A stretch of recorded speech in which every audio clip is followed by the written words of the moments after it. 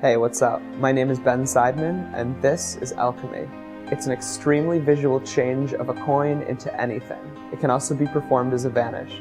Both moves look perfect, and you end completely clean. Let's take a look.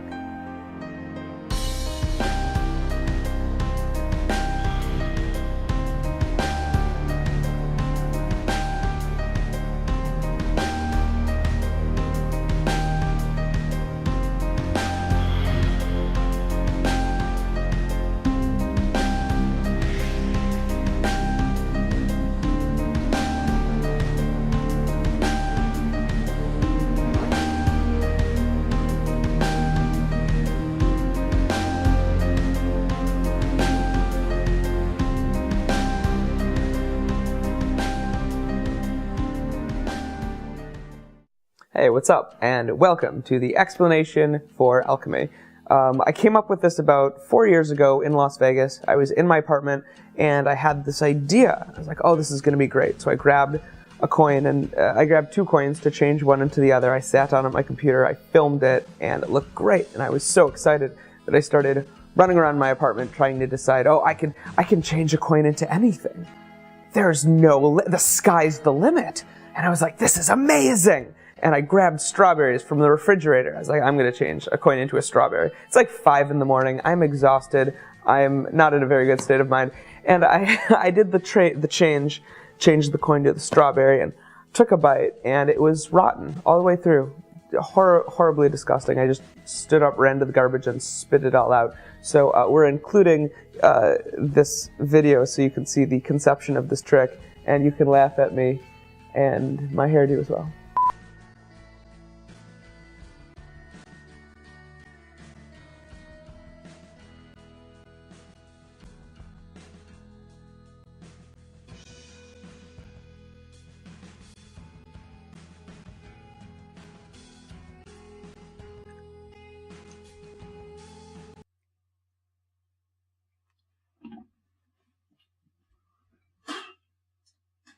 So that was the beginning. It was like 4 years ago, and now I'm going to teach you the basics. It's kind of a knacky move, but once you practice it, and once you learn the correct steps in the correct order, put the time in, it's a very effective vanish and change.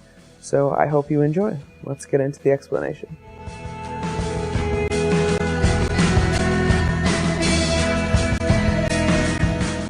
I've gotten a lot of mileage out of performing this. I fooled a lot of people, so please practice the method hard and keep it to yourself. If you're going to post any videos anywhere public of you performing it, make sure you don't flash, and please just don't go teaching it willy-nilly to anybody. I put a lot of time and a lot of work into this effect, and I hope you take it as seriously as I do.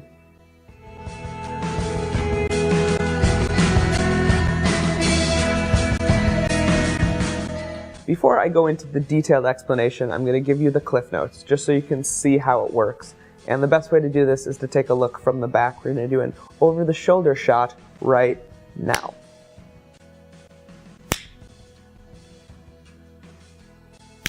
Much better. So, the basic motion is this. You're going to vanish this coin by sleeving it with your sleeves rolled up, which is what makes it really deceptive. The coin goes over your thumb, slides down your arm, and goes into your sleeve. And now your hands are left completely clean, completely empty. And that is the explanation of alchemy. I hope you enjoy performing it. Just kidding. I'm going to give you a few more details than that. Actually, please do not go out and perform the effect without learning the nuances and the subtleties. That's what really makes the thing deceptive and good. So let me teach you all of the little details so you can really master the effect. The first thing you want to think about is the type of shirt you wear. Because you're going to be sleeving a coin, you need a shirt that allows you to sleeve it properly. I find that the best type of shirt is a long sleeve shirt that allows you to pull your sleeve up to about halfway up your forearm, or a little bit more. It sits adjacent to your arm, but also has a little bit of a give. Some dress shirts, when you button them, they're so tight you can't even roll it down past about here. You can switch it to the other button to widen it a little bit, but really what you want is a shirt that fits comfortably against the skin, but also has a little bit of give to it. I got this particular shirt at the Gap, and it's a thermal shirt, which is very warm and comfortable, and also is good if you want to have a sort of a 1993 feeling when you perform magic. But oddly enough, this shirt fits well and is very comfortable and great for doing this effect. So I recommend them. They still sell them at the Gap. But any thermal long sleeve shirt is great. Otherwise, just experiment around with long sleeve shirts that you have until you find one that allows the coin to easily slide underneath your shirt.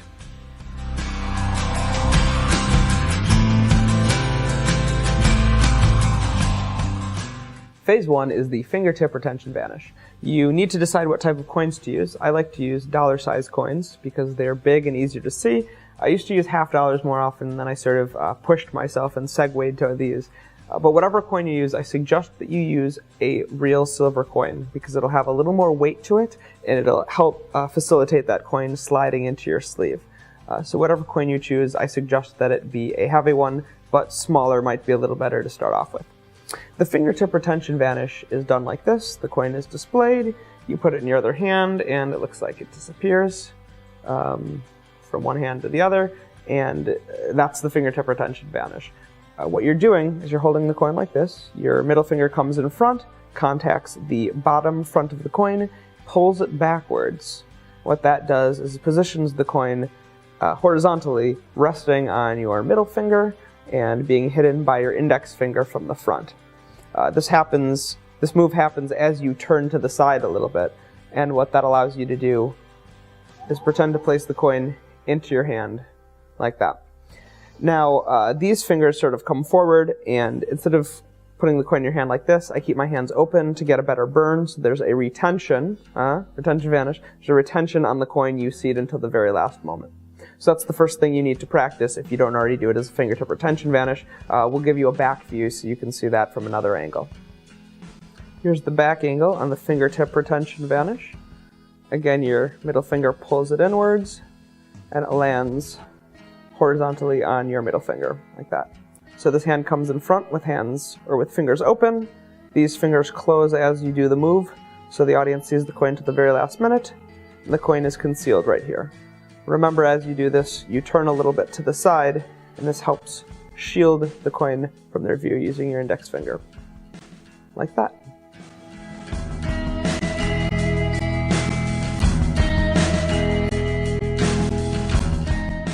To recap, after you do the fingertip retention vanish, the coin is resting right here on your middle finger.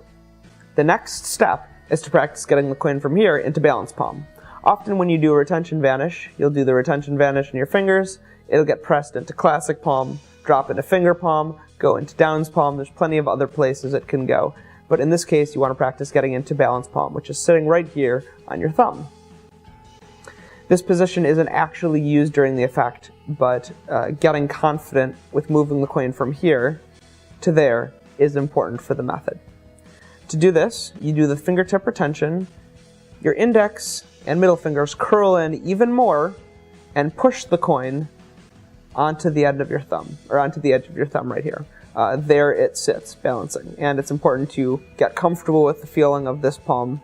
That will help make the move easier as you get better at that. So you practice going from here, which is normal retention vanish, into balance palm, and you practice that a bunch of times. And once you get comfortable with that, you're ready to actually do the slide. The slide looks like this. The fingertip retention vanish happens, without the other hand, of course. It goes right here, and you tilt up a little bit, which allows the coin to slide down your arm into your sleeve.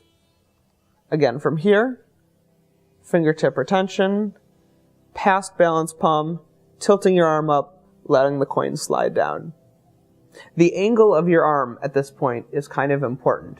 I like to keep my arm at a 45-degree angle, just about, and as the vanish takes place, or as the change takes place, I raise my arm just a little bit.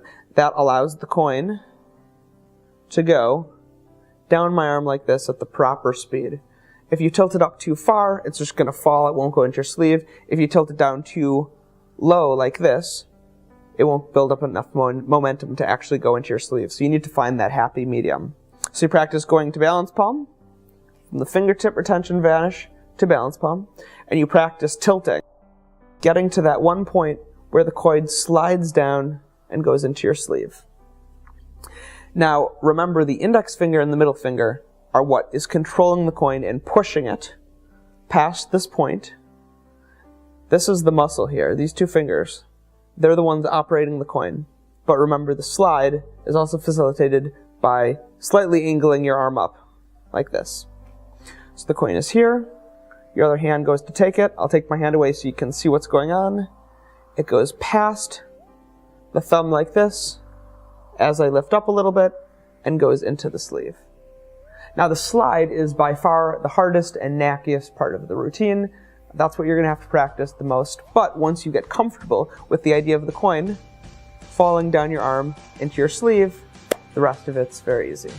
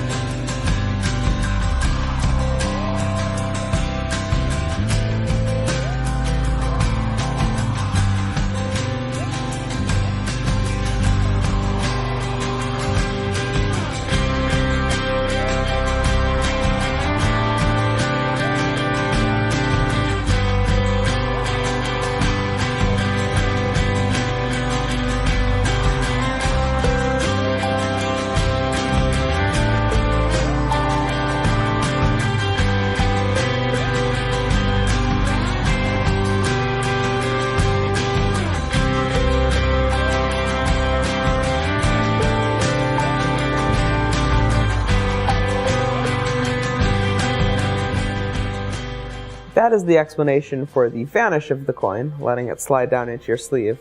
But hold your horses.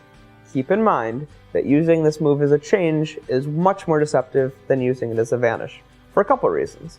One, if a coin is held and vanished, everyone of course now thinks, where did that coin go? They're going to start searching for it and going back and retracing their mind, trying to figure out where it goes. If you do a change, you change a coin into another coin or into another object, just having that other object appear is sort of another layer, and it makes it harder for them to trace back. I know it sounds simple, but it's true. It's just one of those things. If you use this as a change, it will be more deceptive.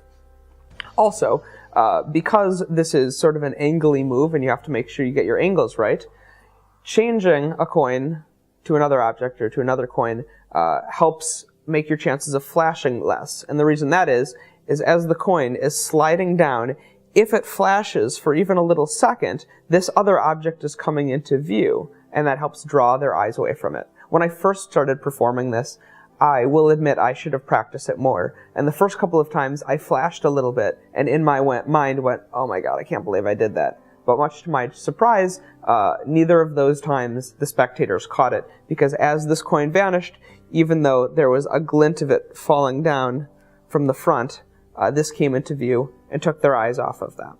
So that's why I like to do it as a change more than a vanish.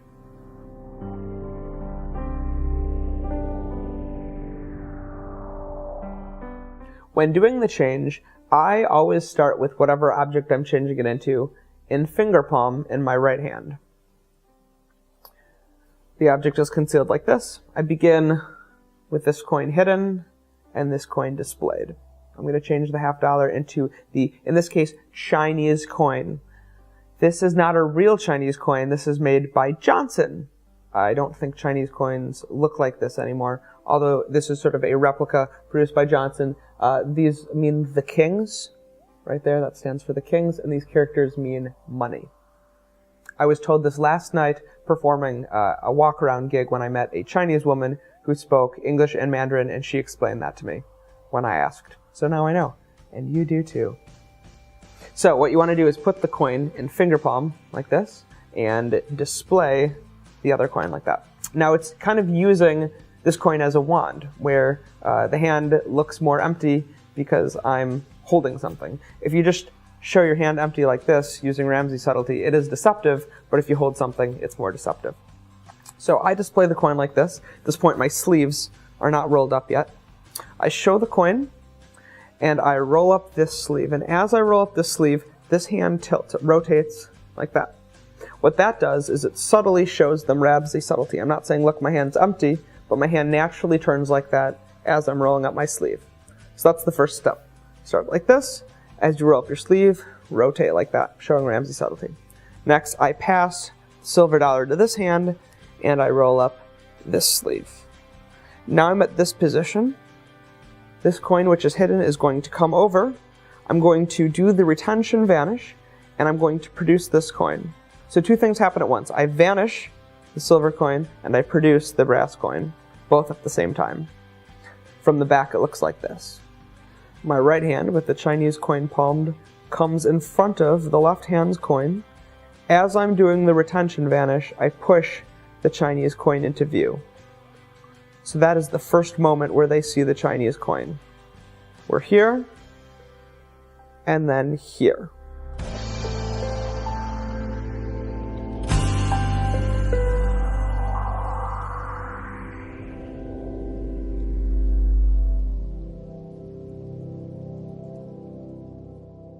Start in this position with this coin displayed and this one hidden in finger palm. This sleeve is rolled up as I turn my wrist, showing Ramsey subtlety, which shows this hand empty. I pass this coin to the other hand, I roll up this sleeve. This hand comes in front, and I produce this coin as the vanish takes place, and as that coin goes down into my sleeve. Once this is produced, I take the coin with my other fingers, so I can flip it over, and then very importantly, I show both sides of my hands and my arms, so they can see that the coin is completely gone. If you don't do that display, you might as well do any number of other vanishes where the coin is still concealed in the hand. You really want to get to that point. The coin is produced, you take it in the other hand, and then you very cleanly show your hands and arms completely empty. I'm going to show you that one more time in full speed. Sleeves are pulled up. This coin is vanished as the other coin is produced, allowing that coin to fall down my sleeve. I instantly take the coin in these fingers, flip it over, and show both of my hands empty.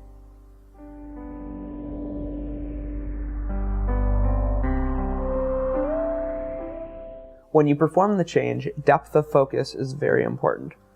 Remember, you're holding the coin like this. You don't want them to see this coin vanishing as this one's being produced. So what you do is, as you're doing the retention vanish, you bring this hand in front of the coin, which hides it from view. That gives you the cover to do the retention vanish and the slide as you push this one forward. So remember, as you do the move, this hand comes in front of the coin so that you don't see both coins at the same time.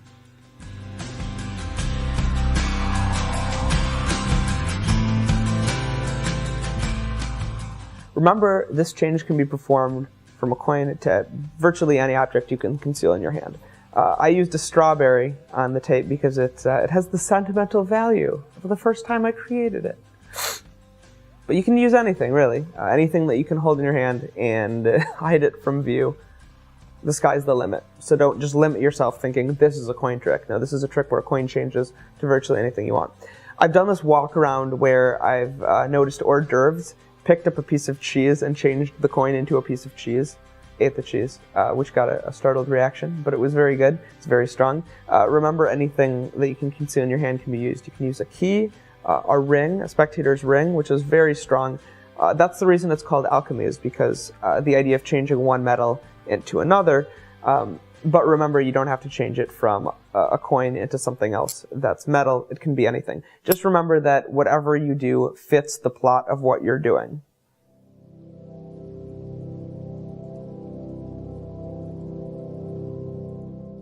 Let's talk about angles. Obviously, this is an angly effect. You can't use this move to perform surrounded. However, I don't want you to think that you can only perform this routine for one person. I've done it for groups up to 6 walk around. And the way I do that is I just make sure that they're positioned correctly. It's kind of like the Balducci levitation in a way. You can't do it with people too spread out, but if the people are sort of in a clump, you can perform this for them. And if they're spread out a little bit, you still want to do it, you can move them closer together, or you can take a step back. The farther back you are, the more people you have, the easier it is going to be to conceal the coin. Remember, I always point straight on, and then I tilt a little bit. This is important for a couple of reasons. One, you want to make sure you cover your angle, and two, you don't want the coin to be seen coming down your arm like this. So whichever hand starts with the coin before you do the retention vanish, I always tilt towards that hand a little bit. So I start front on, because my left hand is holding the coin, I tilt to the left just a little bit. That's going to allow that coin to be concealed by this hand as it goes down my arm.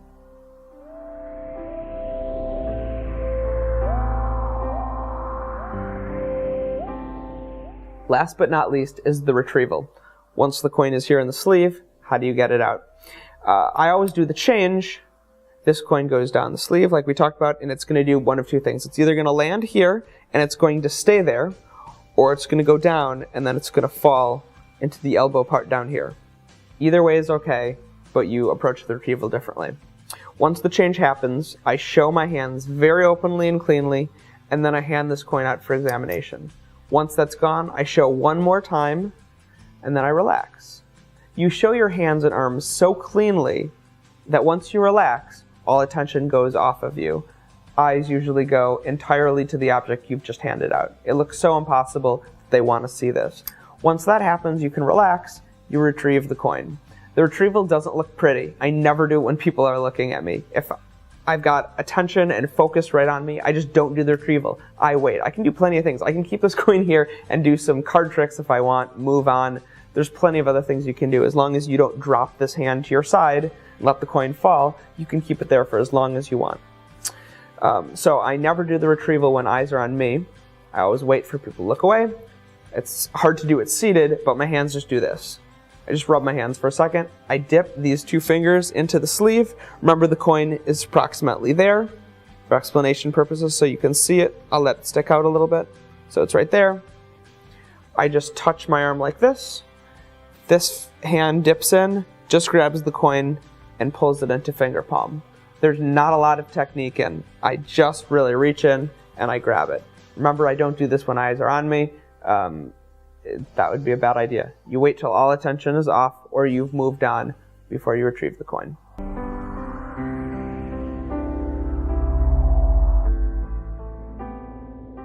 For those of you who are new to coin magic, this is going to be a little bit overwhelming. What you really want to do is pick up the Bobo book, the Bobo Modern Coin Magic book. It's like the Bible for coin workers.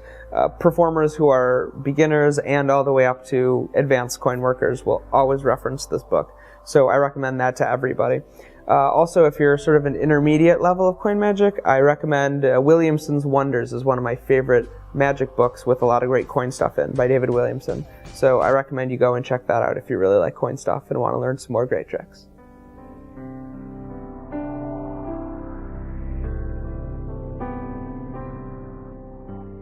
That's it. That's alchemy.